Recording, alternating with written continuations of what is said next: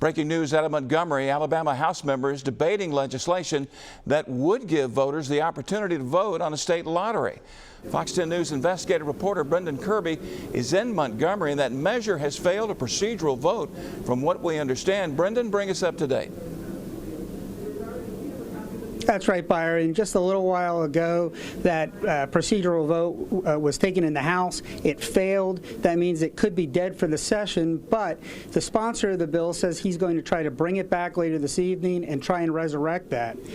Now, Representative Barbara Drummond, a Mobile Democrat, explained that she thinks that any money from the lottery should go to education and also be earmarked for health programs.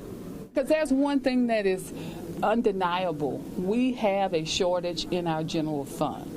And that's why we feel very strongly that if some of the dollars can be earmarked for Medicaid. Medicaid is an investment not only in Alabamians' health care, but it's an investment that we have had study after study to show that it would reap a whole lot of money for the state of Alabama. So we feel very strongly. So the vote that you saw here today was not against lottery, because most of us want a paper lottery, but we want it the right way.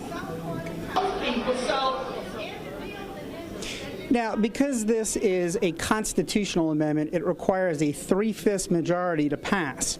And there are several factions that oppose the bill. Some are morally opposed and likely would oppose any form of gambling or lottery.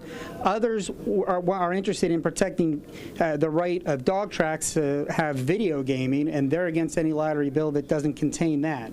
And then there's the question of where would the money go. Lawmakers can't agree on how much should go to the general fund and how much should go to education.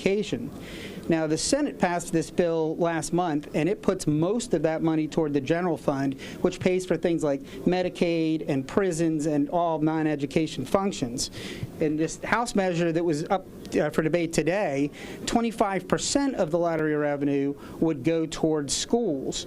Now, if somehow this comes back for another vote and manages to pass, it would still have to go back to the Senate, which could either adopt the House changes as is, or they could appoint a conference committee and try to work out some sort of a compromise, in which case both houses would have to vote for it again.